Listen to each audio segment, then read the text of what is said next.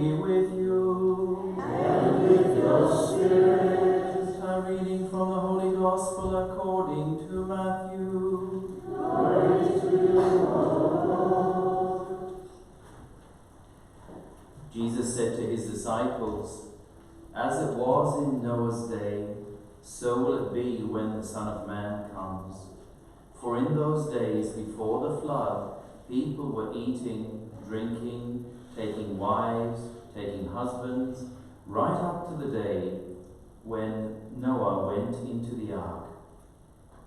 And they suspected nothing until the flood came and swept all away. It will be like this when the Son of Man comes. Then of two men in the fields, one is taken, one left. Of two women at the millstone grinding, one is taken, one left. So stay awake, because you do not know the day when your master is coming. You may be quite sure of this, that if the householder had known at what time of the night the burglar would come, he would have stayed awake and would not have allowed anyone to break through the wall of his house. Therefore, you too must stand ready, because the Son of Man is coming at an hour you do not expect." The Gospel of the Lord. Praise to you, Lord Jesus Christ.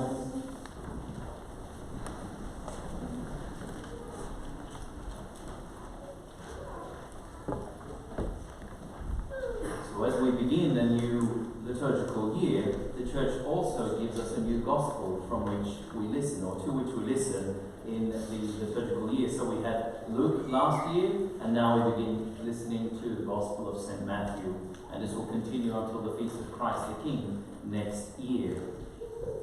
Now, question for you. Advent is a time of preparation for the birth of Christ, correct? Yes. Absolutely. So why is it that we have a Gospel that's really telling us about his second coming? It seems a bit odd, doesn't it? Now, it can seem like it's a mistake by the Church, but the Church doesn't make mistakes like this. And so it's, in fact, the Church knows that we were just celebrated the feast of Christ the King last Sunday, and she's trying to teach us the cyclic nature of our experience and the unfolding of the mystery of Christ. So it's kind of a very Asian way of thinking. A lot of the Asian philosophy, it works in cyclic terms.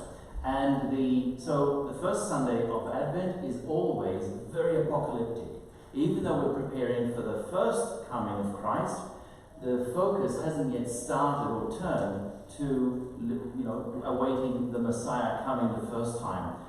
It's the Church's way to present it being jarring for us to go from the dramatic second coming of last week to the gentle first coming at Christmas time. So that's why we have this. But as of next Sunday then, during the week, the transition begins to happen. So that over the weekdays of the week, and then next Sunday we have John the Baptist. We have John the Baptist for 2 weeks, and then we'll have Our Lady in the third week, the fourth Sunday rather, of Advent. And I'll talk about the significance of those when we come to them. Today, I just have 2 thoughts for you. 1, this season of Advent is a season of grace. Grace always means that God will offer us an opportunity to come closer to Him. Not necessarily as we might expect, but often through His own mysterious designs. But it's always about coming closer to Him.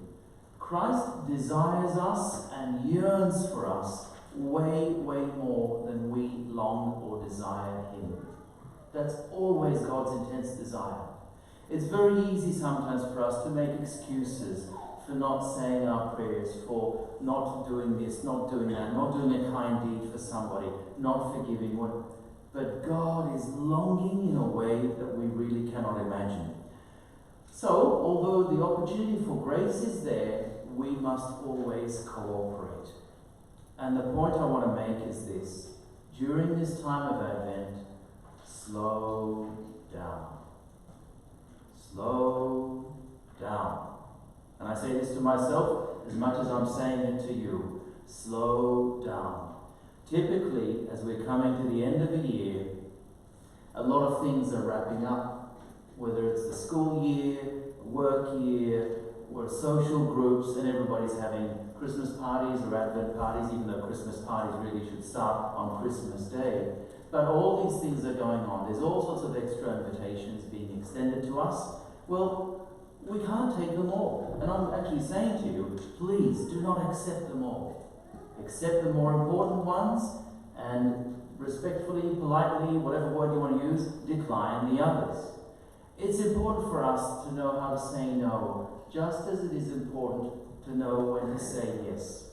You might recall that time when Jesus had been teaching in the synagogue, and that evening they went to, I think, Peter's house, and then all the sick came and all the people brought the sick to him that evening. And Jesus must have spent several hours curing the sick, praying over them. Had a short night's sleep, even though he must have been really exhausted. Gets up early the next day, goes to pray to a lonely place. The disciples find him and they say, "Oh, Master, where have you been? Everyone's been looking for you." What does Jesus say? "Yeah, bring him to me." He says, "No, let's go to another town because I've got to go there too." Even though there was an opportunity for Christ to do more good work there, he knew he had to say no. He knew he had to pray and measure his own time. So our Lord lived the virtue of order in a perfect way. And this is, I think, a particular vice of our times. We're pulled from this way and that way, and what ends up happening is we dissipate our energies. We think it's all good, and in some sense it is. But at the end of the day, it's not our conformity to the local culture that's going to stand and plead our cause before the judgment seat of God. It's going to be the attention that we've given to our interior life. When we slow down, and the monks in their monasteries and the nuns in their monasteries symbolize this as a way of life where that contemplation can actually happen. When we slow down on the outside, it gives us more time to dedicate to prayer. But even though we may not necessarily have to increase our time of prayer, but what's important is that we learn how to enter into ourselves. So this Advent, I'm not saying increase the time of prayer, unless maybe you don't pray enough as it is, in which case then I encourage you and urge you to actually pray more. But rather than doing more things, like so often happens in Lent, just do them better.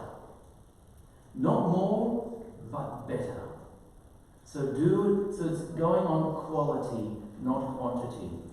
So often in the season of Lent, we start off doing this penance, that penance, spending extra time in prayer, and week 1 goes by and it's fine, and week 2 goes by and we're still hanging in there, and we get to week 3 and we start looking at our watches, how long is the season going to last?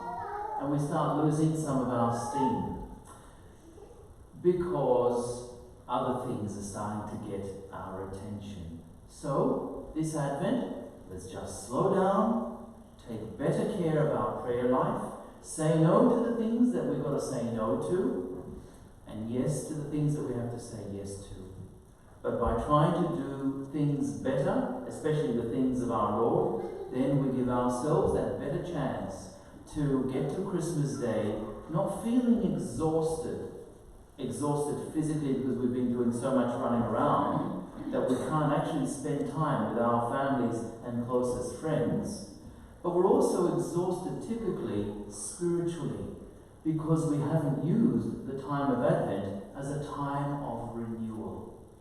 So slow down, please, during this time of Advent. And I say this to myself as much as I say it to you. The second point, take the season of Advent and make a good confession. Confession is the sacrament of our interior life after the Eucharist, of course. Now, some will make their confession early on and in the season, others later. There are plenty of confession times. When's confession time normally, by the way? Saturday, what time? 10 to 11. Excellent, you know that, so just before. I'm in that box every Saturday morning. Someone this morning at the Mass said, "Oh, Father, didn't see you at the Wonga Willie Mass yesterday." I said, Wonga Willie Mass, anyway. And he said, "Where were you?" And I said, "Well, you weren't listening to the homily this morning because I was hearing confessions and absolving sin." So that's the thing. But anyway, please make a good confession. Closer to Christmas, there'll be even more confession times. Look in the bulletin, please. I think we've got them in this week's bulletin, haven't we, sister? Yep, and as well as the Mass schedule. And I've even gone and organised an outside confessor as well. Father Chris Roberts from Kiama will be coming on one of those sessions. That's in the bulletin as well, so that if you want to speak to someone different, then you've also got that opportunity. So 2 points for you in Advent: slow down so that you can turn inwards and do what you already do for the Lord better, and to make a good confession. Nothing serves to help us in our spiritual advancement like a good confession, well made, with real resolution and a firm purpose of amendment.